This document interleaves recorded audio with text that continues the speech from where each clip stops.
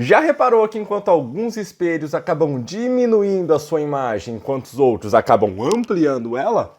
Bom, se você quiser saber o porquê isso acontece e a utilidade de cada um deles, continua assistindo esse vídeo. Eu sou Thiago Tovo, professor do Cursinho Popular da Licenciatura em Ciências Exatas, o CPCEX, e seja muito bem-vindo a mais uma aula do nosso Super Intensivo. Dando continuidade aos nossos estudos, hoje vamos falar sobre os espelhos esféricos e os raios notáveis. A gente já falou que no espelho plano a distância nossa até o espelho é a mesma da nossa imagem até esse mesmo espelho. E a nossa altura é igual à altura da nossa imagem, isso em um espelho plano. Agora vamos ver como é que isso funciona em espelhos esféricos. Primeiro vamos entender o que é um espelho esférico, como ele é formado, qual é a sua construção. Então vamos lá, um espelho esférico ele se origina do quê? De uma esfera. Então eu preciso ter uma esfera onde uma de suas faces é espelhada, por exemplo, uma esfera totalmente espelhada. Em seguida eu vou pegar essa minha esfera e vou cortar ela. Posso cortar aqui, posso cortar nessa parte, posso cortar ali embaixo, mas eu peguei ela aqui, ó, e cortei ela nesse ponto, formando o que a gente chama de calota esférica. Então isso que vocês estão vendo aí é uma calota esférica, é um pedaço. Eu peguei uma esfera, cortei um pedaço e retirei. Então, esse pedaço que eu retirei da minha esfera é o que a gente chama de calota esférica. Caso essa calota esférica ela seja espelhada, tenha uma de suas faces refletoras, ou seja, uma de suas faces é um espelho, então a gente fala que um espelho esférico é uma calota esférica com uma de suas faces refletoras. Aí agora existem duas classificações que o meu espelho esférico pode ter. Ele pode ser côncavo ou convexo. Bom, vamos pensar as classificações. Côncavo eu tive que cavar para criar esse espelho. Então, se eu tenho um espelho, eu tive que cavar para ele surgir. Esse é o côncavo. Então, o côncavo é quando a parte espelhada é a parte de dentro. Aí eu pergunto para você, o que é número ímpar? Você pode responder, número ímpar é aquele que não é par. Então, o que é um espelho convexo? É aquele que não é côncavo. Se o espelho côncavo eu tive que cavar, é a parte de dentro, o espelho convexo é a parte de fora. Então, o que é ímpar é o que não é par. O que é um número par é o que não é ímpar. Então, se você decorar uma dessas classificações, o côncavo tem que cavar, consequentemente, o convexo é o outro, é o inverso. Então, é a parte de fora que é espelhada. Aqui, ó, vocês podem ver os dois exemplos. O côncavo é esse daqui, onde a parte espelhada é essa parte de dentro, o raio de luz veio na parte de dentro e foi refletido. E aqui, nesse outro espelho, nós temos um espelho convexo, onde a parte refletora é qual? É a parte de fora, onde temos aqui um raio de luz que refletiu e saiu. Mas, professor, a gente vai ter que saber desenhar um espelho, fazer um espelho, caçar raio de luz? Vai, mas não se preocupe porque a gente não vai ter que desenhar sempre desse jeito, aí ter que fazer uma semisfera, jogar um raio de luz. Não, a gente vai desenhar de uma forma um pouquinho mais simplificada desse jeito. O espelho côncavo, a parte refletora é a parte de dentro, ele vai ser representado dessa forma. Onde nós temos aqui as setinhas, aqui, ó, esses tracejados para indicar a parte opaca, a parte que não é refletora. Então, no caso desse nosso espelho côncavo, a parte refletora é a parte de lá, essa parte aqui, ó, é esse lado. Enquanto no espelho convexo é justamente o contrário. Ele vai ser representado dessa forma, onde a gente vai estar com esses tracejados da parte oposta à parte refletora. Então, a parte refletora está deste lado aqui, ó. Enquanto deste lado é a parte opaca, a parte que não reflete nada. Agora nós precisamos conhecer alguns pontos fundamentais, alguns pontos muito importantes no meu espelho esférico. Quer ver? Eu falei para vocês que o espelho esférico, olha só, ele é formado por uma esfera. E uma esfera, ela possui o quê? Ela possui um centro. Ela possui um centro de curvatura. E esse centro de curvatura vai ser fundamental no nosso espelho esférico. É isso que vai fazer a gente montar diversos tipos de espelho. Eu posso pegar uma esfera menorzinha, vai dar um espelho diferente. Eu posso pegar uma esfera gigante, que aí vai dar um espelho diferente também. Então, olha só. Primeiro, eu tenho essa linha tracejada aqui, ó. Esse daqui é o meu eixo principal. Ele passa justamente, ó, aonde? Ó, ó, no centro do meu espelho. E sobre esse eixo principal, existem alguns pontos fundamentais. Entre eles, nós temos justamente, aqui, ó, bem no meio do espelho, que a gente chama de vértice, e é representado pela letra V. Então, bem no ponto do espelho, bem no centro do espelho, nós temos o vértice do espelho. Já caminhando um pouquinho para cá, para a esquerda, nós vamos ter o que? Nós vamos ter o nosso foco. É o foco do espelho. Para você entender o que é o foco do espelho, você já pegou um desses espelhos esféricos e colocou no sol e viu que todos os raios de luz que chegavam nesse meu espelho, eles eram todos refletidos para um único ponto. A gente colocava a mão lá e queimava. Vocês queimam formiga fazendo isso, queima bichinho. Então, onde o raio de luz, todos os raios de luz se encontram, é justamente o foco do meu espelho. Então, se eu quiser achar o foco de um espelho esférico, basta colocar ele no sol e ver aonde os raios de luz estão se encontrando. Eu meço esse tamanho e descubro o seu foco, a sua distância focal. E agora, falta mais um ponto muito importante. Vocês lembram que eu falei? Ele é formado por uma esfera. E essa esfera tem um centro de curvatura. E olha ele ali, ó, o centro de curvatura representado pela letra C.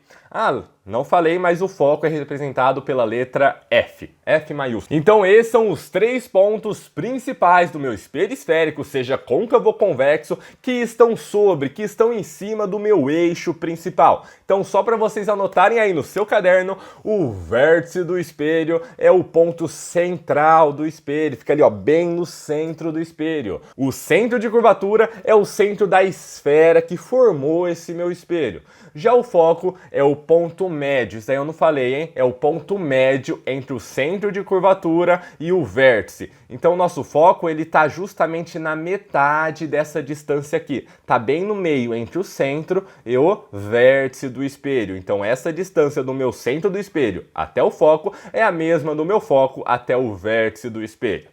Ok? Isso é muito importante, porque vocês sabem que a distância do centro até qualquer ponto da minha esfera é o raio.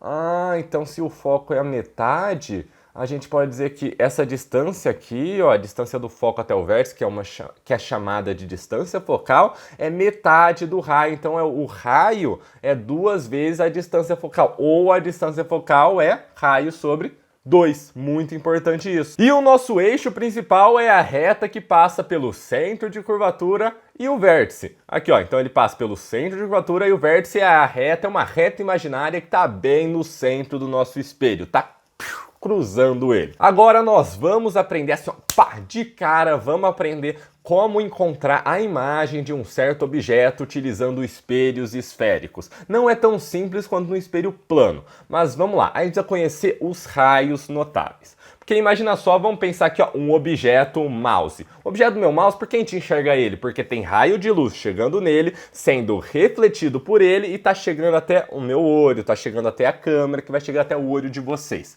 Então a gente consegue ver ele porque existe luz. Agora, se eu pegar esse meu objeto, existem milhões, milhares, infinitos de raios de luz saindo dele e sendo refletidos para todos os lados. Aí eu pergunto para você: como que eu vou saber o caminho de cada um desses raios de luz? Não dá. Mas existem pelo menos 3 raios de luz que eu consigo prever o seu caminho, eu consigo prever a sua trajetória. E eles são chamados de raios notáveis. Os raios notáveis eu consigo prever o que vai acontecer com eles, eu consigo prever o caminho deles. Então olha só, o primeiro deles é esse daqui. Então vamos interpretar o que está acontecendo. Nós temos aqui o nosso eixo principal, certo? Nesse eixo principal foi colocado um espelho côncavo, tudo bem? Sobre esse meu eixo principal, nós temos aqui, ó, bem onde fica o nosso espelho, o nosso vértice do espelho, nosso V. Mas um pouquinho para cá nós vamos ter o nosso foco e um pouquinho mais para lá nós vamos ter o nosso centro de curvatura. Então os raios importantes aqui, ó, que eu falei para vocês, estão todos aqui. Vértice, foco, centro de curvatura e o nosso eixo principal. Aí esse é o primeiro raio notável, paralelo passa pelo foco. Então todo o raio de luz vem paralelo, mas paralelo a quem? Ao eixo principal. Todo o raio de luz que vem paralelo ao eixo principal passa por onde? É refletido pelo foco. Então passa paralelo, reflete pelo foco. Então, passa paralelo, reflete pelo foco. Paralelo, vai pelo foco. Ok, importante, calma aí que a gente vai ver como é que isso funciona na hora de desenhar realmente. O outro raio notável que você precisa conhecer, então pegamos aqui o mesmo espelho na mesma posição, com vértice, foco e centro de curvatura, e todo o raio de luz que passa pelo centro de curvatura volta por ele mesmo. Então o raio de luz passou pelo centro de curvatura, olha só, ele bateu no espelho e foi refletido por ele mesmo, ele bateu e voltou. Aí tipo recalque, professor? Tipo recalque, bate e volta. Então passou pelo centro de curvatura, bate e volta. E o último que eu quero que vocês saibam é o passa pelo vértice, sai com o mesmo ângulo. Então se um raio de luz ele bater no vértice do espelho, bem ali ó, no centro do espelho, ele vai agir como se fosse um espelho plano. Então ele vai voltar para o meio de origem, vai sofrer uma reflexão, porém esse ângulo aqui ó, de incidência vai ser igual a esse ângulo refletido, igualzinho num espelho plano. Então agora vamos ver como é que isso funciona na construção gráfica de espelhos esféricos. Olha só o primeiro deles, espelho côncavo. A gente vai ver como é que funciona em espelhos côncavos e espelhos convexos. Então vamos ver primeiro espelhos côncavos. Olha só, eu tenho aqui um espelho côncavo, onde nós temos o nosso eixo principal, o nosso vértice do espelho, o nosso foco, o nosso centro de curvatura, e eu tenho um objeto que eu representei por uma setinha. E esse objeto eu coloquei ele justamente, ó, repara onde é que ele tá. Ele tá antes de quem? Do meu centro de curvatura. Porque dependendo de onde eu coloco esse meu objeto, eu vou ter uma imagem diferente. Então vamos lá, eu coloquei esse meu objeto antes do centro de curvatura e eu quero saber o que vai acontecer. Para determinar a imagem desse objeto, eu preciso do encontro dos raios notáveis. Eu vou usar os raios notáveis que eu consigo prever a trajetória, onde esses raios de luz se encontrarem, vai ter a formação de uma imagem. Então eu falei 3 raios notáveis que existem, que eu consigo prever a trajetória, porém eu só preciso de 2. O encontro de 2 raios notáveis é onde vai ser formada a minha imagem. Então vamos lá, o primeiro deles, o que eu mais gosto, paralelo, passa pelo foco. Todo raio de luz que vem paralelo a quem? Ao eixo principal. Ele vai ser refletido porque é um espelho, reflexão. Refletido por onde? Pelo foco. Então, passa paralelo, reflete pelo foco. Outro raio de luz, um só não é o bastante, eu preciso de outro raio notável. O segundo que eu posso usar é qual? Passa pelo centro de curvatura, volta por ele mesmo, bate e volta, tipo recalque. Ah, professor, é aí que vai formar a imagem? É aí que vai formar a imagem, então vou ter a formação de uma imagem.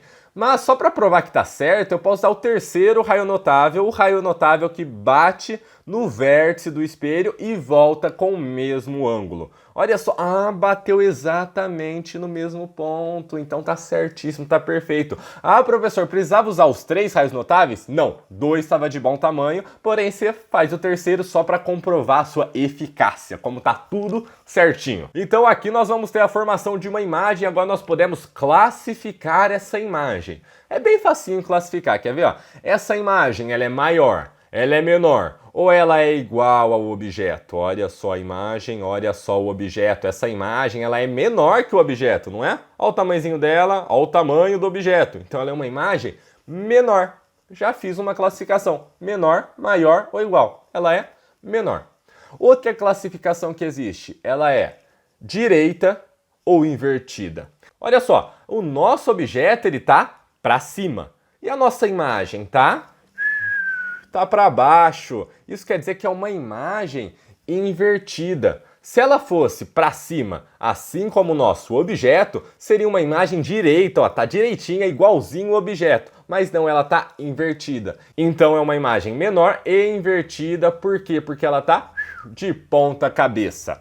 E outra coisa que a gente pode classificar é se ela é uma imagem real ou uma imagem virtual. Nesse caso, eu só vou falar para vocês que ela é uma imagem real, porque ela foi formada pelo encontro de quem? Dos raios de luz. A gente vai entender depois que uma imagem virtual, ela é formada pelo prolongamento do raio de luz. Então agora, aguenta aí que eu já vou falar sobre isso. Só aceita. Ela é uma imagem menor, ela é uma imagem real, porque foi formada pelo encontro dos raios de luz, e é uma imagem invertida porque ela tá para baixo, de ponta cabeça. Agora eu vou pegar esse mesmo objeto e deslocar ele, eu vou mudar ele de lugar, eu vou colocar ele um pouquinho mais para frente, eu vou colocar ele justo em cima do meu centro de curvatura e ver o que vai acontecer com a sua imagem. Olha só, para saber onde é que vai estar a sua imagem, eu vou usar os raios notáveis. Todo raio de luz que passa paralelo ao eixo principal, ele é refletido por onde? Pelo foco. E todo raio de luz que passa pelo centro de curvatura acaba voltando por ele mesmo, bate e volta. Ah, professor, mas aqui não pegou no espelho.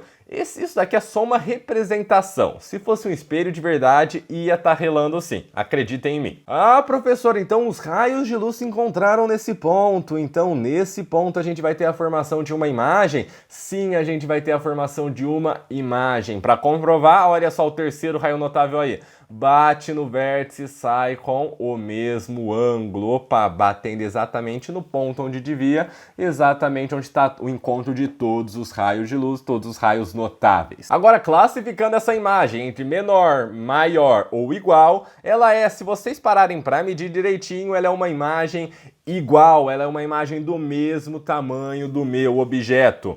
Ela é real ou ela é virtual? Ela foi formada pelo encontro dos raios de luz ou pelo prolongamento deles? Ela foi formada pelo encontro dos raios de luz. Se é o encontro dos raios de luz, é uma imagem real. E agora, ela tá para cima, igualzinho o objeto, ou ela tá para baixo? Ela tá para baixo, então ela é uma imagem invertida. Então nós vamos ter uma classificação aí, ó, mesmo tamanho, real e invertida. Ok? Então pegando o jeito já, então vamos lá para o próximo. Peguei o meu objeto e desloquei ele um pouquinho. Eu coloquei ele aonde? Eu coloquei entre o centro de curvatura e o foco. Eu quero ver o que vai acontecer. Todo raio de luz que vem paralelo ao eixo principal, ele é refletido por onde? Pelo foco. E todo raio de luz que passa pelo centro de curvatura acaba voltando por ele mesmo. E opa, temos o encontro dos raios de luz. O que vai acontecer no encontro dos raios de luz? Vai ter a formação de uma imagem. Uma imagem que a gente, se for ver, ela é bem maior agora, ela é uma imagem invertida porque ela tá para baixo e ela é uma imagem real porque ela foi formada pelo encontro de quem? Dos raios de luz. Então temos uma imagem maior, real e invertida. Então vocês conseguem reparar que conforme eu vou deslocando o meu objeto, vai dando uma imagem diferente, ou uma imagem maior, ou uma imagem menor. Sim, e aí dependendo pro que eu quero fazer com ela, eu quero usar para um espelho de maquiagem, eu quero colocar num ônibus para poder enxergar o ônibus inteiro. Qual espelho eu vou usar? Dependendo do espelho e dependendo da distância focal dele, eu vou usar um tipo, ok? Dependendo da funcionalidade também. Mas isso a gente vai ver um pouquinho mais pra frente, olha só. Próximo espelho, eu peguei o meu objeto, é o mesmo espelho, eu peguei meu objeto, mas agora eu coloquei ele em cima do foco. E a gente sabe que todo raio de luz que vem paralelo ao eixo principal, ele é refletido pelo foco, e todo raio de luz que passa pelo centro de curvatura é refletido por ele mesmo, é o recalque, ele bate e volta. Ah, professor, cadê o encontro dos raios de luz? Os raios de luz não se encontraram. Se os raios de luz não se encontraram, vai ter formação de uma imagem? Não vai ter. Então, nesse caso, a gente fala que é uma imagem imprópria. Não tem formação de uma imagem, a gente não consegue classificar essa imagem porque não tem imagem, então a gente fala que é uma imagem imprópria, os raios de luz não se encontraram. Então, quando o raio de luz está sobre o foco, ele está em cima do foco, não temos a formação de uma imagem. Próximo objeto, eu peguei ele e coloquei entre o foco e o vértice do espelho. E aí eu quero saber onde vai estar a sua imagem. Todo raio de luz que vem paralelo a quem? Ao eixo principal é refletido pelo foco, e todo raio de luz que passa pelo centro de curvatura volta por ele mesmo. Ah, professor, o raio de luz eles não se encontraram ainda. O que eu vou fazer? Olha só, eles realmente não se encontram desse lado. Mas se eu prolongar eles aqui, ó, será que eles se encontram? Prolonguei. Ah, eles se encontram num ponto sim. Mas tá valendo o prolongamento deles? Tá valendo. Então ali a gente vai ter a formação de uma imagem. Uma imagem bem maior, se a gente for ver, ela é uma imagem bem maior. Ela é uma imagem direita, porque ela tá para cima, assim como o objeto, e ela é real ou ela é virtual. Já vou dar spoiler para vocês, daqui é uma imagem virtual, porque ela foi formada pelo prolongamento dos raios de luz. Então é isso que eu quero dizer quando eu falo prolongamento dos raios de luz, é justamente o prolongamento. Os raios de luz não se encontraram, porém se eu prolongar eles para trás, aí sim eles vão se encontrar. Então eu vou ter uma imagem virtual. Então ela é uma imagem maior, virtual e direita. Então sempre, para saber se uma imagem é real ou virtual, eu vou ver se ela foi formada pelo encontro dos raios de luz ou pelo prolongamento deles. Alguns professores ainda falam, tá fora do espelho, é uma imagem real. Tá dentro do espelho, é uma imagem virtual, tá no mundo virtual, um mundo que não existe, certo? Mas a definição mais correta é formada pelo encontro dos raios de luz real, formada pelo seu prolongamento virtual. E agora nós finalizamos falando sobre todos os espelhos côncavos, falta só falar dos espelhos convexos, que existe um único caso. Olha só, um espelho convexo, os únicos pontos que eu coloquei aqui foi o vértice desse meu espelho, foi o foco e o centro de curvatura tá bem pra lá. Ok? Então vamos lá, eu coloquei um objeto, repara que o meu espelho agora côncavo está curvado desse jeitinho. Ou seja, se ele está curvado desse jeito, não está mais desse lado o centro e o foco. Eles estão desse lado aqui, do lado opaco, do lado que não é a face refletora. Então, para determinar, eu faço a mesma coisa, mas olha só, presta atenção. Todo raio de luz, raios notáveis, todo raio de luz que vem paralelo ao eixo principal, ele é refletido por onde? Pelo foco. Mas não tem como meu raio de luz passar para o outro lado do espelho. Olha só, então ele é refletido pelo foco. Mas tá pelo foco, professor? Tá pelo foco. Então ele devia vir para cá, mas como não pode, é um espelho, ocorre reflexão, ele é refletido para esse lado, nesse sentido aqui. O outro raio notável é, eu tenho o meu centro de curvatura aqui, não tenho, então vou usar o passa pelo vértice e sai com o mesmo ângulo. Então o raio de luz passa pelo vértice, ele tem que sair com o mesmo ângulo, então sai com o mesmo ângulo. Porém, os raios de luz, olha só, eles não estão se encontrando. Mas e o seu prolongamento? O seu prolongamento tá tudo top, eles estão se encontrando. Então, nesse ponto, vamos ter a formação de uma imagem. Uma imagem menor, uma imagem direita, porque tá para cima, assim como objeto, e uma imagem virtual, porque ela foi formada pelo encontro do prolongamento dos raios de luz. Então, temos uma imagem menor, virtual e direita. Muito bem, pessoal, espero que tenham entendido. Essas foram as classificações dos espelhos, como montamos um espelho esférico e tudo mais. Espero que vocês tenham entendido. Qualquer dúvida, deixa nos comentários. Vou tentar ler e responder a todos, se tiver, é claro. Mas qualquer coisa, a gente se vê no próximo vídeo. Muito obrigado por ter assistido até aqui e até a próxima!